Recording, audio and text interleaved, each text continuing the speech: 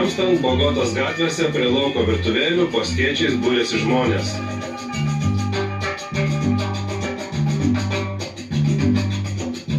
Daug tokių vietų. Vieni čia vakarieniauja kasdien, kiti taupydami laiką pasiima maistą namo. Ir patogu, ir kainos nesikandžioja. Buenas noches, senor. Labas vakaras, ponė. Labas vakaras. Vieną didelį rinkinį, prašau. Per favor.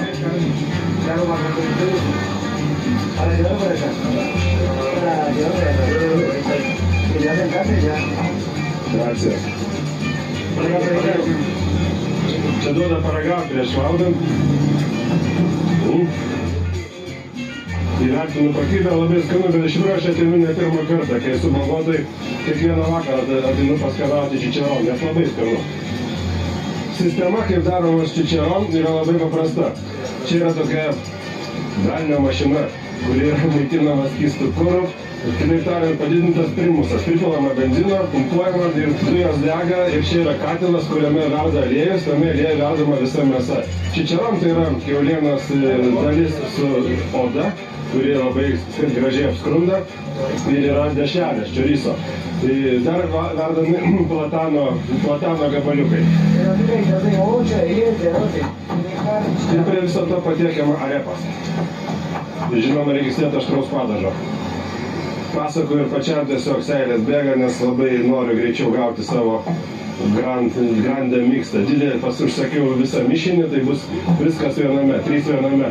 Ir čičeron, ir jautiena, ir dešrelės, ir platanas. Tai yra šeimos verslas, kurie užsiima jau 20 metų ir šiandien čia dirba tėvas ir sūnus. Louis Michael, taip pat ir Louis brolis dirba čia, kuris šiandien ilsis, jam laisva diena.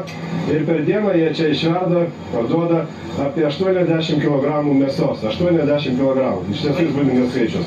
Man sudėjo viską į tokią pintinėlę, apačioje įtiestos yra servetėlės, apibarstę druska, aš dar užsidedu aštraus padažo. Toks yra medinis šaukštas. Picante? Picante?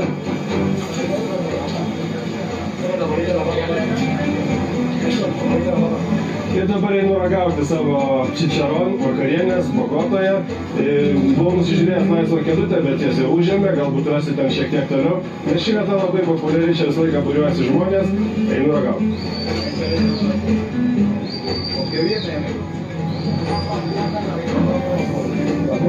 Buenas noches.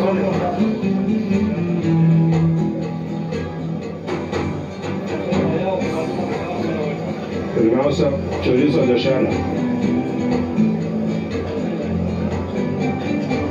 Minkštutėlė, sultinga. Kramtyti beveik nereikia. Toliau, jautienos gabalėlis.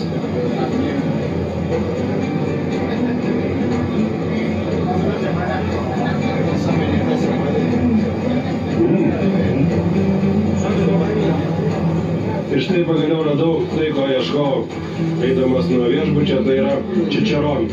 Kiaulienos gabalėlis su odele, paskrūdė, tai iš tikrųjų cholesterolio bomba, kaip pas mus mėgstama sakyti, bet labai skanu ir ta odelė sunkiai sukrantama traškitoje, ilgai grojantis kąsnis.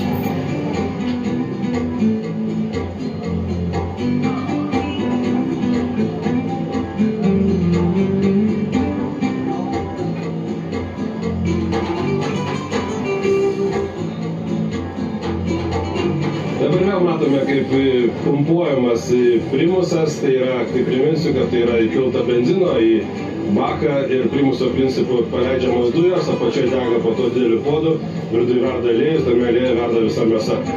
Valgoma su čičeronė su pagaliukais, tai visiškai gatvės maistas, įdėta į tokias pintus krepšelius, servetėlės yra apačioje, kad sugertų riebalus. Visi pavalgo, pajokauja, čia pabendrauja, visi susirenka, kas kada nori ir po to viskas išmetama į šiukšlių dėžę, krepšeliai grąžinami ir gyvenimas tęsiasi. Labai skanu ir į kūną neina, bet reiks viską suvalgyti. Bet negaliu pasakyti, kad nemalonu tą daryti. Dažnai apie Bogotą sakoma, kad tai yra pavojingas, nesaugus miestas, kaip ir visa Kolumbija. Daugelis čia gyvenimą įsivaizduoja pagal tam tikrus filmus, serialus ar įvykius. Iš tiesų žmonės čia labai draugiški ir mielai bendrauja, šypsosi, teiraujasi, kaip tau sekasi, ar skanu. Kita vertus, jie visi patys yra atsargus, nes žino, kad gali būti visokių netikėtumų, dėl to savo daiktus čia reikia prižiūrėti, kišenės reikia prižiūrėti. Ir iš tikrųjų yra tokių vietų, kaip ir bet kurioje pasaulio šalia, kur geriau kojas nekelti. Čia dabar ant šio kampo, matau, kad yra labai draugiška kompanija, šnekučiuojasi, juokauja, kantriai laukia, žiūri mane nustebę, ką aš čia šneku, nes nieko nesupranta ir kai filmuojamas esu iš toliau, jiems dar yra įdomiau, kodėl čia sėdi keistas lietuvis ir šneka pats su savimi.